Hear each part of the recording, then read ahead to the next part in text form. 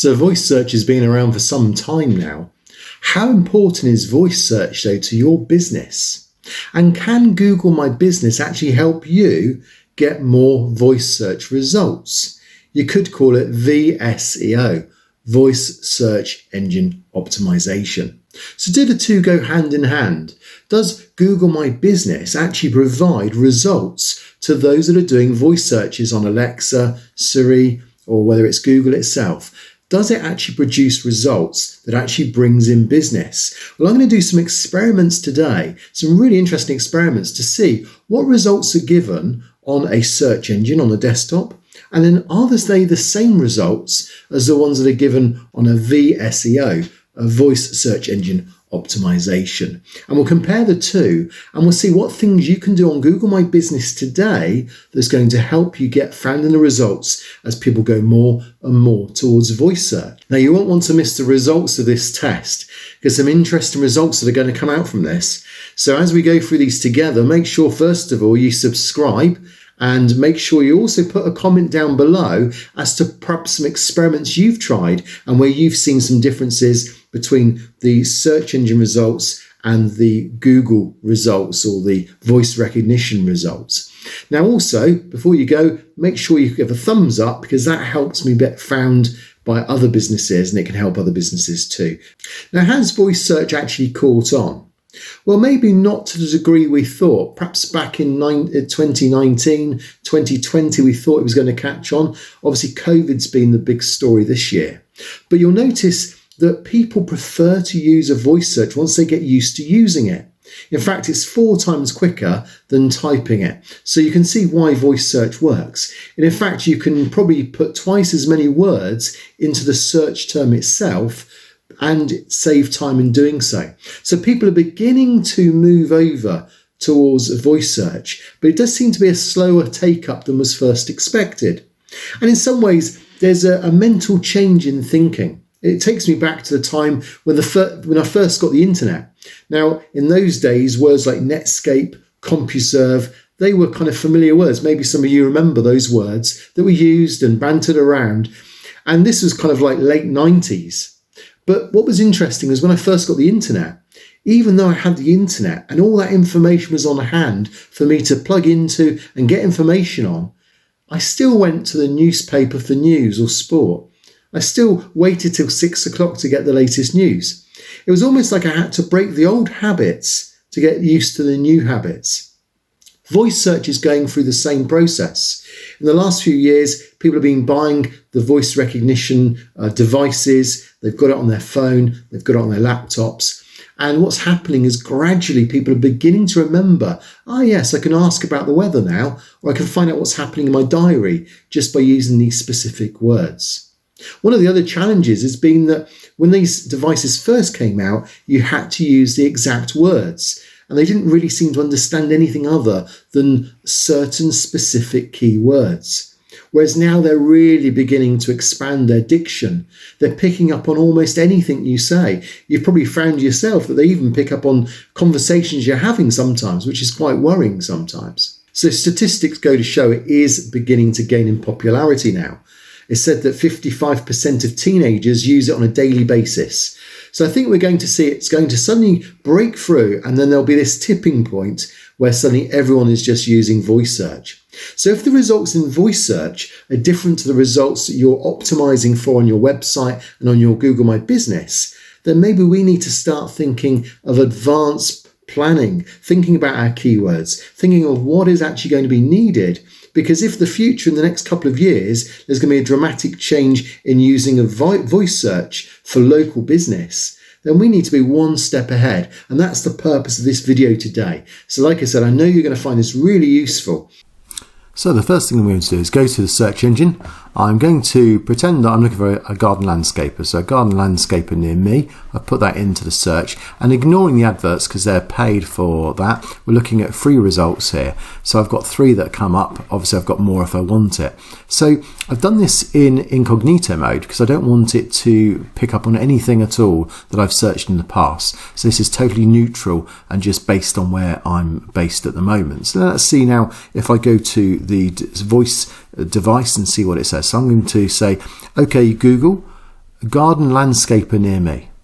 I found a few locations for garden landscaper near me, near you. The first one is Ed's Garden Maintenance at 10 East Hourwood Avenue, Bournemouth. The second one is Down to Earth Gardening Services at 50 Parkwood Road, Bournemouth. The third one is BH Garden Solutions, Bournemouth at 3 Twynham Avenue, Christchurch. So there you go, that's interesting to see then that the results that come up on my incognito, if I use exactly the same key phrase, then I get this information here. So that's good to know, isn't it? So the optimization you're doing to get to number one on things like near me, that's going to help you be found on voice search too. So that's the first thing I've noticed then, is you want to reference keywords. Now, if I was to perhaps do this one instead, so let's try this.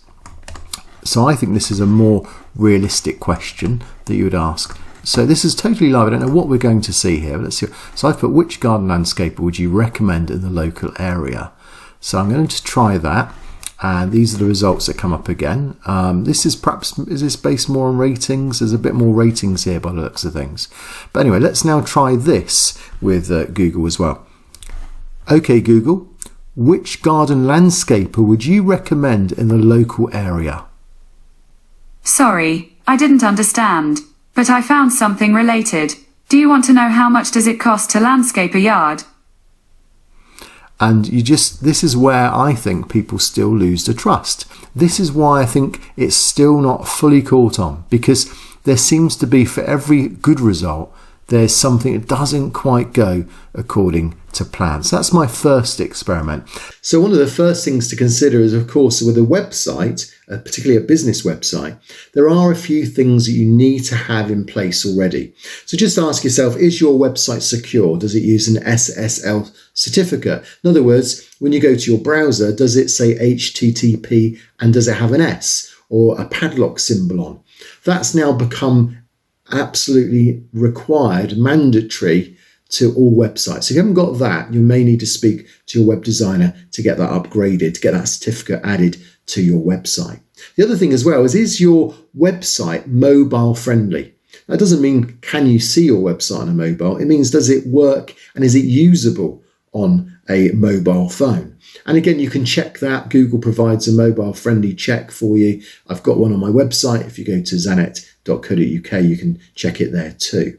And the third thing to remember is the speed of your website. So does your website load dramatically fast, or is it a slow loading website? Again, Google is giving rewards in those three areas. So those things are going to help you to get to the top 10. Once you're in the top 10, you can then think about how you're going to optimize those pages for voice search. Meanwhile, what Google's trying to do and what Alexi's doing and Siri and others is they're trying to build up trust, because they recognize at the moment people aren't using it because they don't trust the results. And I've seen in a recent series how Google, for example, uses EAT as a measuring stick on your company as to whether you're an expert, whether you're an authority, and whether you have trust. And those EAT, expert, authority, and trust, are also needed from Google. So you may find now when you're using these devices, these voice search devices, that they are beginning to understand now. You don't have to use special words. And what that means is your questions now can be a bit more natural. So rather than just saying a couple of words, you can now say a phrase, you can ask a question. And so we've got to get in the mind thinking as to what it is that people are asking these devices. What are they using in voice search? If they can use 7 or 8 words instead of 2 or 3 words, then you can imagine that we used to speak about long tail being perhaps 3 or 4 words, keywords, but now we could be looking at phrases of 7 or 8 or even longer.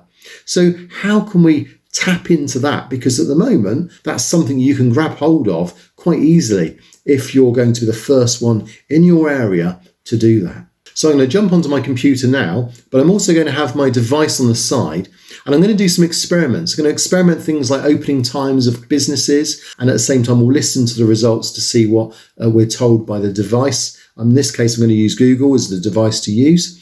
And also we'll look at some other things like opening hours. Does that represent what you put on Google My Business? We'll look at several things in Google My Business to see, are they picked up by Google when it comes to voice recognition? And where does the voice recognition go to when it wants information answers to questions, video information even. And by the end of this video, you're going to be clear as to what things you'll need to do on your website. You'll be clear on what things get picked up at the moment by your Google My Business and the information there. And also you'll know then what you need to do to your Google My Business to make sure those keywords are in the right places. And also you'll see the importance of having your name, address and phone number being accurately given, not just on Google My Business, but on your website and on your citations throughout the internet. And you'll find all those things will then empower the search engines to make sure that they recognize what's needed to respond to voice recognition. And potentially that means then that you'll be the business being found when people start using voice search as opposed to using the standard search engines to this time. So let's dive straight in. So this Stuart's Christchurch Garden Centre, they've got a question and answer here. So someone asked the question, does Stuart sell pumps for ponds? And then someone's put the answer yes, basically they do. So do asking questions, does this on Google My Business, so again we've covered this before, but does it actually help when it comes to people asking questions about the business? So I'm going to now ask Google and I'm going to use the full name of the company because I think that's only fair, and then I'm going to ask this question and we'll see whether this picks this up at all. So let's try this. Okay Google, does Stuart's Christchurch Garden Centre sell pumps for ponds? Stuart's Christchurch Garden Centre is on Lyndhurst Road in Christchurch. It's 3.9 miles away and is rated 4.4 stars. So there you go. So it does give the rating here, but I didn't ask for that. If I do ask for that, they will give me that. In fact, I just did. What rating does Stuart... Okay, Google, what rating does Stuart's Christchurch Garden Centre have?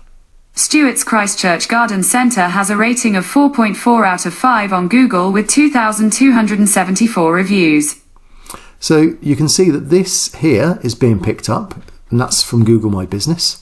But the questions and answers doesn't get picked up. Now, what I will say though is there is something though that does get picked up. I'll just give an example on this.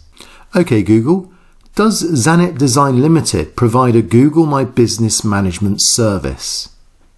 On the website zanet.co.uk, they say, Google My Business Management Solutions.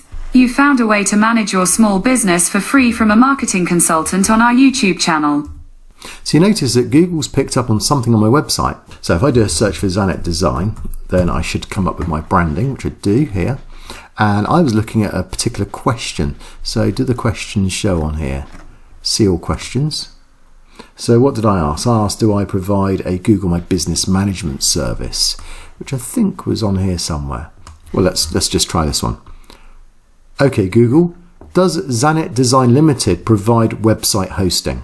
On the website Zanet Design Limited Business site, they say, why choose Zanet Design?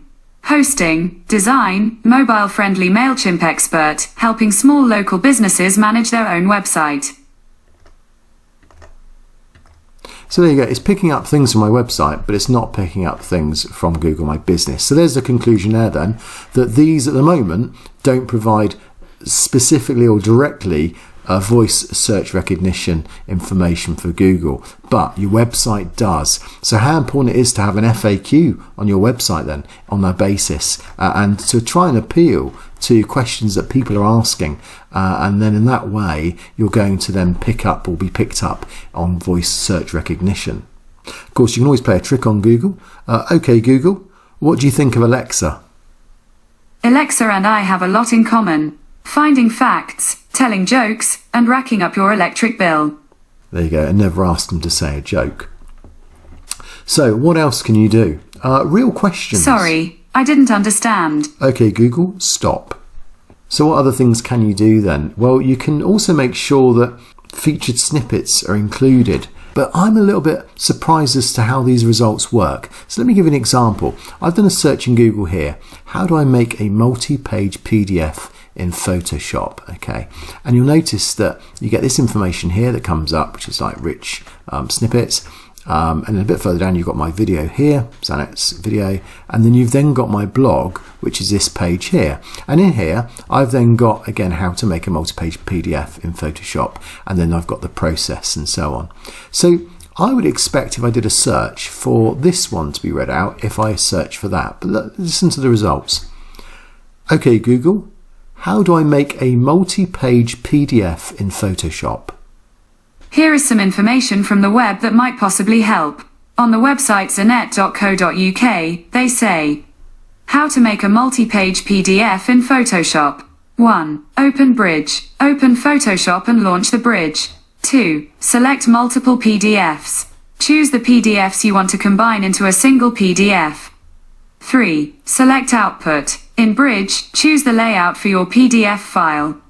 And 4. Save. That's it. Save your multiple page PDF in Photoshop CS5. So you notice it picked up on the website, and that website actually, if you put that in a search, it's not picking up on this, and it's not picking up on this, it's not even picking up on the videos. It's actually going down to what I'd consider the third result, which is here, how to make a multi-page PDF in Photoshop. In fact, that's not even quite the same. How to make, and I've got how do I make. So again, it's fascinating finding out these results and seeing how the video voice recognition is picking up featured snippets, and it's not necessarily in the order that you expect. So I don't know what that is. Maybe it's to do with because I'm local to that, it thinks a local result is more important than maybe this is a result in a different country to where I'm based. I don't know.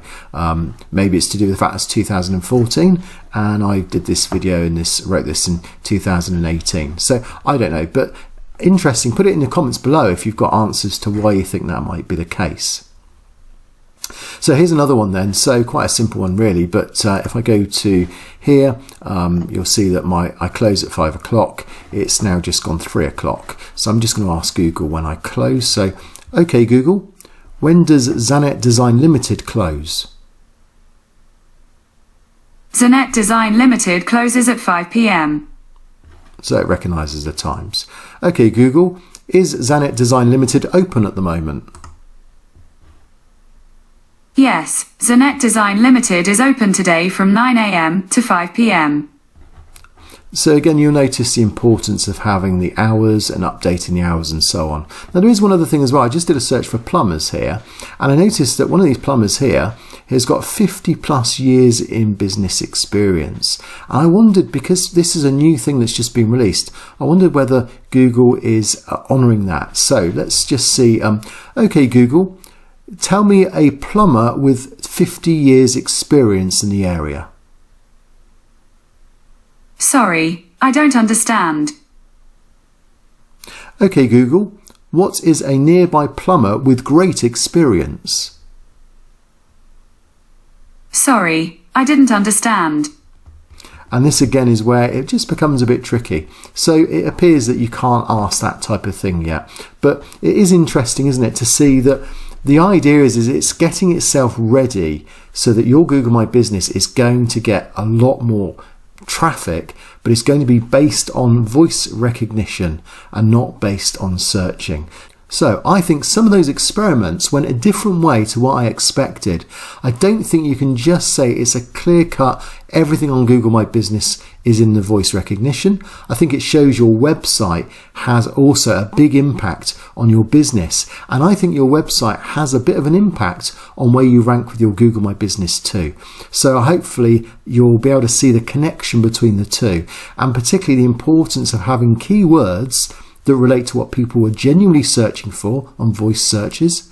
And also the NAP. That's really important, having the name, address and phone number correct on your website, because it's that links all these things up. Google knows it can go to your website, it can rely on your website if it knows first of all you've given that authority from your Google My Business, and vice versa.